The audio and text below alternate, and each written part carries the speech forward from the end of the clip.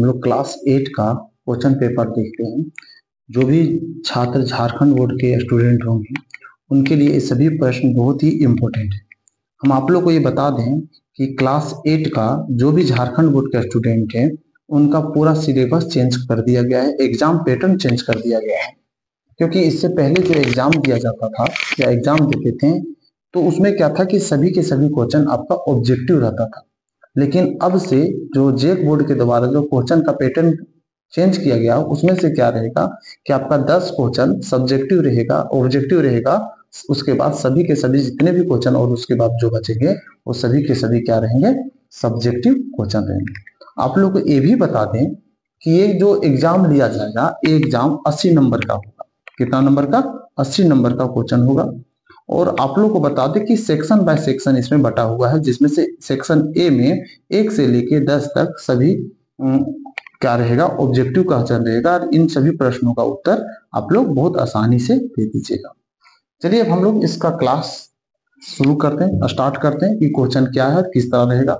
बस आप लोग इस बात को ध्यान में रखिएगा कि आप तैयारी बहुत अच्छी तरीके से कीजिएगा, क्योंकि अगर आप अच्छे तरीके से तैयारी करते हैं तो सभी क्वेश्चन बहुत आसानी से बना लीजिएगा। क्योंकि आपको ये सोचकर नहीं डरने हैं कि सब्जेक्टिव अगर हो गया तो उसको हम लोग करना कैसे, एग्जाम देना कैसे, क्योंकि सभी के सभी क्वेश्चन बहुत आसान रहेंगे। ठीक है, चलिए देखिए अब हम आप लोग को बताते हैं, क्योंकि इसका एग्जाम आप लोग का 2026 में होने वाली है। ठीक है, और हम बार बार बता रहे हैं कि एग्जाम का पैटर्न चेंज कर दिया गया है, क्योंकि इससे पहले ऑब्जेक्टिव क्वेश्चन ही का एग्जाम होता था। अब 8, 9 और 10, क्योंकि 10 में पहले से ही ऑब्जेक्टिव सब्जेक्टिव दोनों था।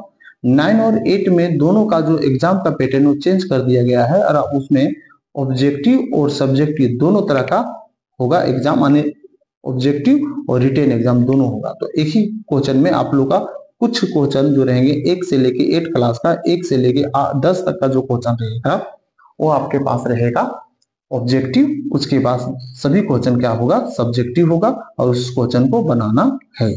चलिए हम आप लोग को बताते हैं। पहला क्वेश्चन आप लोग देख रहे हैं।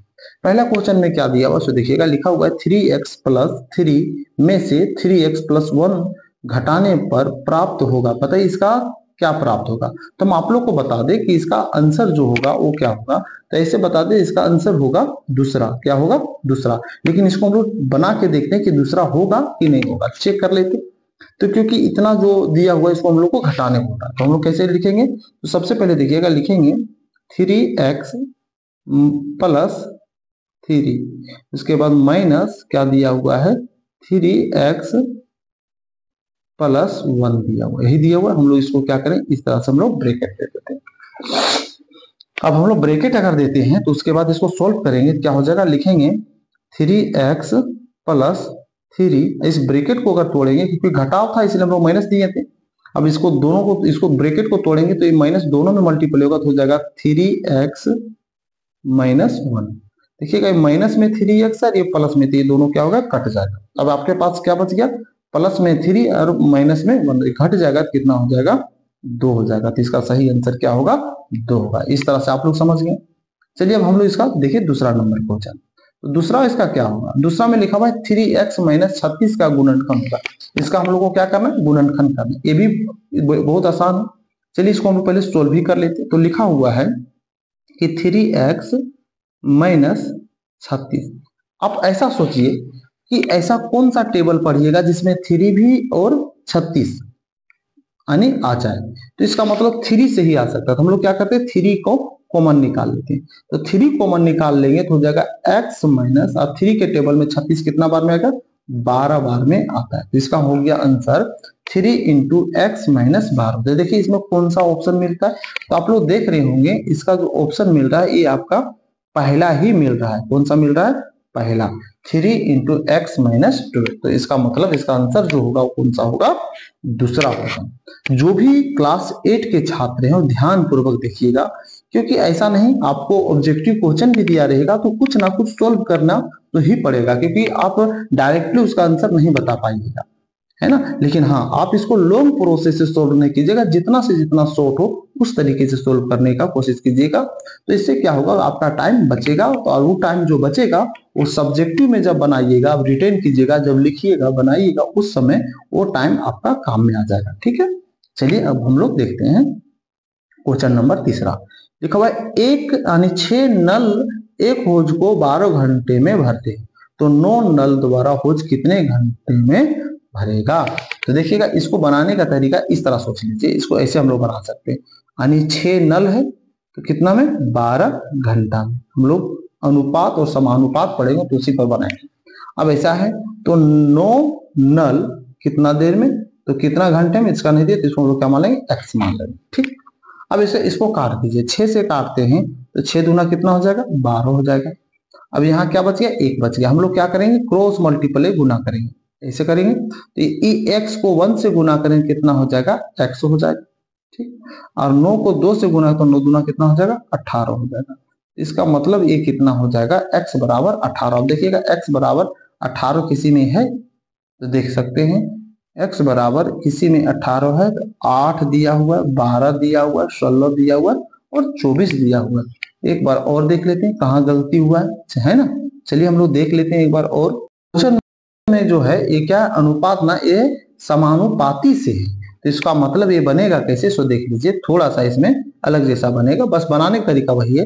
क्या है, 6/12 लिखे थे और इधर लिखे हम लोग क्या थे, 9/x लिखे थे। तो बनाने का तरीका क्या है कि इसको 12 को इसमें हम लोग 6 से गुना करेंगे और इसमें हम लोग किससे गुना करेंगे, 9 से। तो इसको अगर गुना करते तो हो जाएगा बरछक 72, और इधर से अगर हम लोग गुना करते हैं तो कितना होगा, 9x हो जाएगा, है ना, 9x हो जाएगा। हमको x का मान चाहिए तो x बराबर लिखेंगे, तो x बराबर अगर हम लिखेंगे तो लिखेंगे 72/9, क्योंकि गुना में है, इधर जाकर क्या चीज में, भागा में। अब इसको काटेंगे तो 9×8 = 72, कितना बार में कटेगा, 8 बार में। तो इसका मतलब x बराबर कितना हो जाएगा, 8 हो जाएगा इसका आंसर। तो इसका आंसर 8 होगा, तो 8 ऑप्शन नंबर कौन सा है, तो देखिएगा 8 जो दिया हुआ है ऑप्शन नंबर कौन सा होगा, देखिएगा ये पहला है। कौन सा दिया हुआ है, पहला।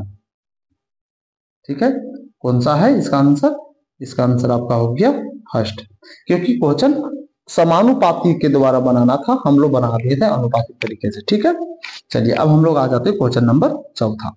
लिखा हुआ किसी समकोण त्रिभुज में कितने न्यूनकोण हो सकते हैं। एक समकोण त्रिभुज अगर हम लोग बनाते हैं, जैसे आप ऐसा समझ जाइए कि एक मेरा क्या है, एक समकोण त्रिभुज दिया हुआ। देखिए समकोण त्रिभुज जो होता है इस तरह से बना हुआ रहता है। ठीक है, थोड़ा सा अच्छा से नहीं बन रहा है, देख लीजिएगा। समकोण त्रिभुज का मतलब होता है एक कोण 90 डिग्री होना चाहिए, ये समकोण त्रिभुज है। तो अगर एक समकोण त्रिभुज है, न्यून कोण कितना होता है, न्यून कोण किसको बोलते हैं, जो 90 डिग्री से कितना से, 90 डिग्री से कम, 90 डिग्री से क्या होना चाहिए, कम होना चाहिए। ठीक है, तो 90 डिग्री से जो कम रहेगा उसी को हम लोग क्या बोलते हैं, न्यून कोण। तो इस तरह से अगर ये 90 है तो ये दोनों कोण है, तो ये दोनों कोण क्या रहेगा, 90 से कम ही रहेगा। तो इसका मतलब इस तरह से कितना कोण हो सकता है, तो कितना कोण है, एक कोण और एक कोण, कितना कोण हो गया, 2 कोण, कितना हो गया, 2। तो इसमें देखिए ऑप्शन में कौन सा है, तो 2 दिया हुआ है इसमें, इसमें दूसरा में दिया हुआ है 2, तो यही इसका क्या हो जाएगा, आंसर हो जाएगा। ठीक, अब उसके बाद आ जाता है 5 नंबर। 5 नंबर में लिखा है इनमें से कौन सा त्रिविमीय यानी 3D नहीं है, आयत, प्रिज्म, घन, शंकु। अब बताइए इसमें 3D जो होगा वो कौन सा नहीं होगा, तो बताइए इसमें 3D जो नहीं है वो आप लोग को बता दे कि इसमें जो होगा आयत नहीं होगा, आयत जो है वो 3D नहीं होगा, प्रिज्म होगा, घन होगा, शंकु होगा, लेकिन आयत नहीं होगा। क्योंकि आयत जो बनता है ना, अब देख रहे हैं इसको जो सर्कल कर रहे हैं, गोल कर रहे हैं, इसके जैसा आयत होता है। लेकिन अगर प्रिज्म देखिएगा तो प्रिज्म एक अलग तरीके से बनता है, घन भी अलग जैसा बनता है, शंकु का बनावट अलग है, यानी 3D का उसका आकृति होता है। अब चलिए हम लोग क्वेश्चन नंबर अगला देखते हैं, 6ठा नंबर देखते हैं। 6ठा नंबर में आप देखिएगा तो लिखा हुआ 9000 का वर्गमूल होगा। बताइए 9000 का वर्गमूल क्या होगा, तो 9000 का वर्गमूल बनाने का हम थोड़ा सा एक तरीका बता देते हैं कैसे बना सकते हैं। देखिए सबसे पहले 9000 वर्गमूल का हम लोग रूट देंगे, तो वर्गमूल का चिन्ह है, लिखेंगे 9 0 0 0 0, कितना जीरो है, 4 जीरो। हम लोग जानते हैं वर्गमूल में जोड़ा लगाया जाता है, इसका जोड़ा लगा देते, इसका जोड़ा लगा देते, ऐसा समझ लीजिए। तो अगर हम लोग इसका जोड़ा लगाते थे तो हम लोग को 1 0 बाहर, इसका 1 देखिएगा, इसका 1 हो जाएगा, इससे मिलेगा तो 1 हो जाएगा, और इससे मिलेगा तो क्या हो जाएगा, 1 हो। तो इस तरह से हम लोग 2 0 हम लोग क्या कर रहे हैं, 2 0 हम लोग बाहर निकाल लेते, तो हम लोग 2 0 बाहर निकाल लिए। अब बच गया 9, हम थोड़ा शॉर्ट बता रहे हैं। तो 9 का करेंगे तो 9 का अगर हम लोग गुणनखंड करते हैं तो 9 का क्या कर सकते हैं, 3 इंटू 3।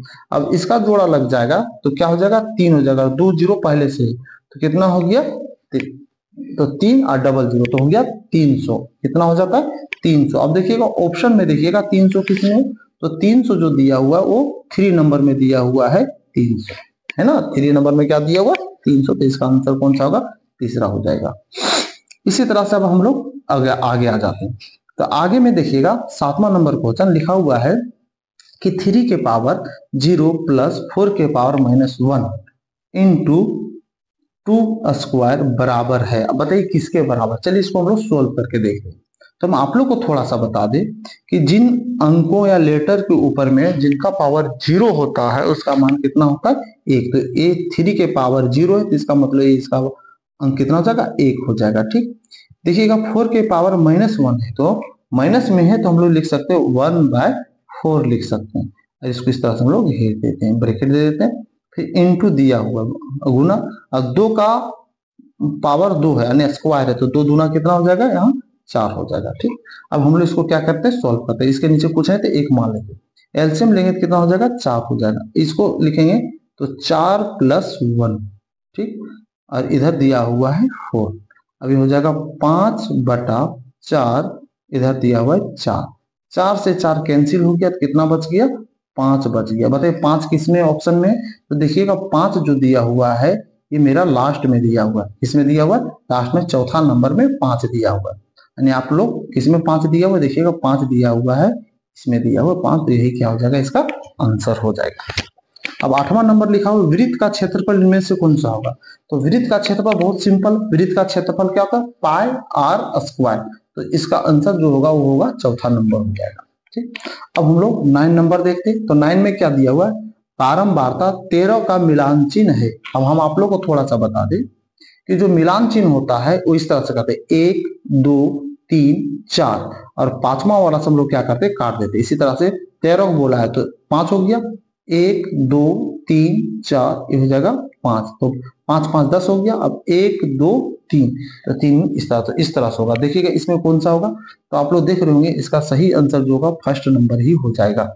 ठीक, अब इसमें आ जाते हैं हम लोग इसके 10वां नंबर क्वेश्चन। 10वां नंबर में देखेंगे तो लिखा पाई चार्ट के लिए केंद्रीय कोण का मान क्या होता है। अगर एक पाई चार्ट बनाते हैं तो उसका केंद्रीय मान जो होता है वो होता है 360 डिग्री होता है। कितना होता है, 360 डिग्री होता है। पाई चार्ट में केंद्रीय कोण का जो मान होता है 360 डिग्री होता है। इसका सही आंसर जो होगा वो पहला ही हो जाएगा, 360 डिग्री। इस तरह से इसका ऑब्जेक्टिव क्वेश्चन खत्म होता है क्लास 8 का। ठीक है, अब हम लोग देखते हैं इसका सब्जेक्टिव क्वेश्चन क्या क्या दिया हुआ है। चलिए देख लीजिए सब्जेक्टिव क्वेश्चन इसमें क्या क्या दिया हुआ है। अब देखिएगा सब्जेक्टिव क्वेश्चन इस टाइप का दिया हुआ है। ठीक है, सब्जेक्टिव क्वेश्चन आप लोग देख रहे होंगे, इस तरह का सब्जेक्टिव क्वेश्चन दिया हुआ है। अब सब्जेक्टिव क्वेश्चन जो दिया लिखा हुआ है किन्हीं 5 प्रश्नों के उत्तर देना है। लिखा निम्नलिखित के गुणात्मक प्रतिलोम ज्ञात करें। तो इसका हम लोग को क्या बोलता है, गुणात्मक प्रतिलोम निकालने बोल रहा है इन प्रश्नों का। तो या तो आप इसको बनाइए, फिर उसके बाद 12 नंबर में दिया ऐसे 5 परिमेय संख्या लिखिए जो 2 से छोटी हो। 2304 का वर्गमूल ज्ञात करें। 243 क्या एक पूर्ण घन है, मान ज्ञात करें, है ना। उसके बाद इस तरह से 16। तो इसमें टोटल प्रश्नों की संख्या कितना है दिया हुआ है, 6 प्रश्न दिया हुआ। 6 में से आपको 5 प्रश्नों का उत्तर देना और 1 प्रश्न इसमें नहीं बनाना। आप लोग को बता दें छात्र कि आप लोग कभी भी किसी भी क्वेश्चन को अगर बनाते हैं, प्रश्न को बनाते हैं, तो कोशिश कीजिए जिसको आप पूरे तरीके से और अच्छी तरीके से जानते हो उन्हीं प्रश्नों को सिलेक्ट करके बनाइए। जिनमें आपका संकोच है, सस्पेंस है, उन प्रश्नों को सॉल्व नहीं करनी है। ठीक है, और आप लोग को बता दें ये प्रश्न जो 5 प्रश्न जो इसमें बनाना है उनमें से प्रत्येक प्रश्न का जो आंसर मिलेगा वो आपको 3 नंबर का दिया हुआ है। कितने नंबर का, 3 नंबर का, क्योंकि यहाँ आपका मेंशन कर दिया है प्रत्येक प्रश्न है जो वो 3 नंबर का है। इन 3 नंबर में से हर क्वेश्चन को बनाइएगा तो उससे 3-3 नंबर करके प्राप्त होगा आपको। चलिए उसके बाद अगला हम लोग आगे देखते हैं। तो आगे इसमें हम लोग देखते हैं तो इसी तरह से हम लोग एक अलग खंड में फिर आते हैं। तो इसमें भी 5 प्रश्न दिया है, लेकिन इन 5 प्रश्नों में से, है ना, 5 प्रश्नों का ही उत्तर इसमें भी देना है। तो 5 प्रश्नों का उत्तर देना जिनमें से प्रत्येक प्रश्न जो है वो 4 नंबर का होगा। कितने नंबर का, 4 नंबर का होगा, आप देख रहे होंगे। तो 4 नंबर का है, तो इनमें से 5 प्रश्नों का ही उत्तर आपको देनी है। पहला क्वेश्चन अगर देखिए क्या दिया हुआ, फर्स्ट में पढ़िएगा, तो फर्स्ट क्वेश्चन में देख रहे आप लोगों को क्या दिया हुआ, सो देखिए फर्स्ट प्रश्न ये है आपका। फर्स्ट प्रश्न में दिया हुआ कि एक व्यक्ति के वेतन में 10% वृद्धि होती है, यदि उनका नया वेतन 1,54,000 रुपया है तो उसका मूल वेतन ज्ञात करें। यह हो एक दिया हुआ आपका ए समीकरण से दिया हुआ, आप इसको भी बना सकते हैं। उसके बाद आपका क्या है, एक गुणनखंड से दिया हुआ है ना, इसको बना ले सकते हैं। उसके बाद आप लोग इसको बना सकते हैं, या तो आप नीचे वाला बना सकते हैं, रचना से शायद दिया हुआ है, इससे बना लीजिएगा।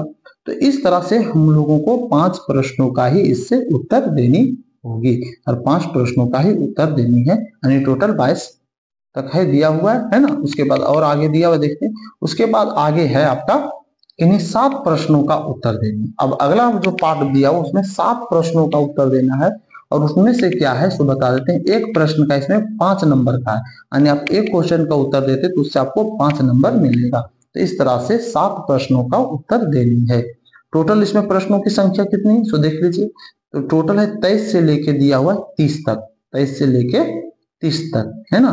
तो इनमें से 7 प्रश्नों का ही उत्तर देनी है। अगर क्वेश्चन देखा जाए तो आप लोग क्वेश्चन देख रहे होंगे, क्या लिखा हुआ पहला में, आप इसको देखिएगा, इसको पढ़िएगा। तो लिखा हुआ है कि रहीम के पिता की उम्र रहीम की आयु की 6 गुनी है। यदि रहीम के पिता रहीम से 35 वर्ष बड़े हैं तो दोनों की उम्र ज्ञात कीजिए। इस तरह से दिया हुआ। दूसरा नंबर आप क्वेश्चन पढ़िएगा, दूसरा देखिएगा है ना। तो साधारण ब्याज से शायद दिया हुआ, चक्रवृद्धि ब्याज से 8,000 रुपये का 2 वर्ष के लिए 5% वार्षिक दर से चक्रवृद्धि ब्याज ज्ञात करें, यदि ब्याज वार्षिक संयोजित होता है। इसी तरह से लिखा है किसी समलंब चतुर्भुज के समांतर भुजाओं का योग 60 सेंटीमीटर है और उनके बीच की दूरी 15 सेंटीमीटर है, तो उसका क्षेत्रफल ज्ञात कीजिए। अब इसी तरह से अगला क्वेश्चन देख सकते हैं, 26 नंबर आप देखिएगा। 26 नंबर भी बहुत आसान है। क्या लिखा हुआ है, एक ऐसे बेलन की ऊंचाई ज्ञात कीजिए जिनकी त्रिज्या 7 सेंटीमीटर और कुल पृष्ठीय क्षेत्रफल 528 सेंटीमीटर स्क्वायर है ना।